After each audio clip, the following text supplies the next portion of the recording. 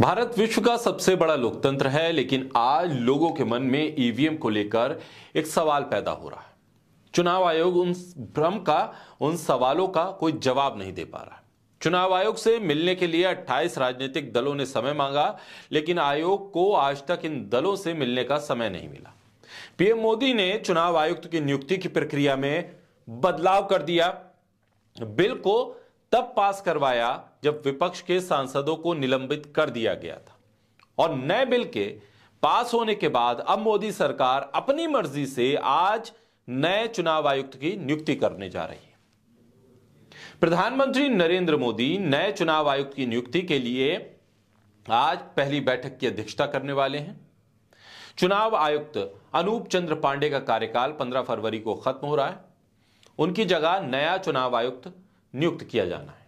प्रधानमंत्री के अलावा केंद्रीय गृह मंत्री अमित शाह, कानून मंत्री अर्जुन राम मेघवाल और लोकसभा में कांग्रेस के नेता अधीर रंजन चौधरी भी इस कमेटी के सदस्य हैं।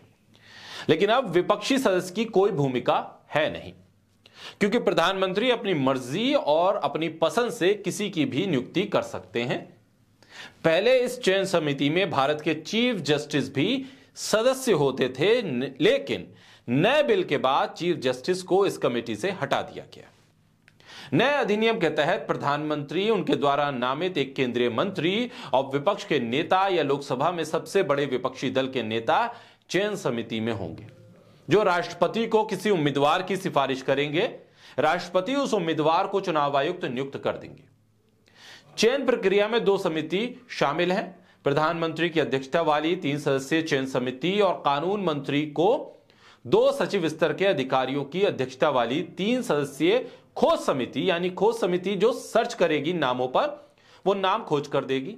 वो प्रधानमंत्री वाली 3 सदस्यीय समिति को जानकारी देगी। फिर प्रधानमंत्री वाली कमेटी इन नामों में से किसी को एक को चुनेगी, लेकिन यह महज सरकारी खानापूर्ति है, फॉर्मेलिटी। दोनों ही समितियों में सरकार का ही बहुमत है, तो उसी की मर्जी से चयन होगा। विपक्षी सदस्य की अब कोई भूमिका नहीं है, यहां तक कि उसकी राय मानने को भी सरकार बाध्य नहीं है।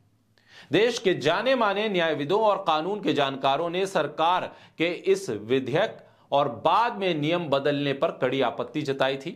उनका कहना था कि देश में संवैधानिक संस्थाओं में नियुक्तियों में विपक्ष और न्यायपालिका भी भूमिका में होने चाहिए, ताकि वो संवैधानिक संस्थाएं निष्पक्ष रह सके। अगर संवैधानिक संस्थाओं में सरकारी धुन पर नाचने वाले लोग होंगे, उस संस्थाओं को संचालित करेंगे, तो सारे फैसले एक तरफा होंगे। इसलिए यह अधिनियम सरकार की मनमर्जी से ही होगा और मनमर्जी इस अधिनियम से जाहिर होती है। बहरहाल अब नए चुनाव आयुक्त की नियुक्ति सरकार की मर्जी से होगी, सरकार की पसंद से होगी, और ऐसे में फिर सवाल होगा कि चुनाव आयोग कितना निष्पक्ष है, किसकी मर्जी से चल रहा है, क्या संवैधानिक बाध्यताएं, संवैधानिक जो ड्यूटीज हैं, उसका निर्वहन चुनाव आयोग सही ढंग से कर पाएगा। क्योंकि नियुक्ति पर सवाल है तो फिर काम करने के ढंग पर सवाल होना लाजमी है।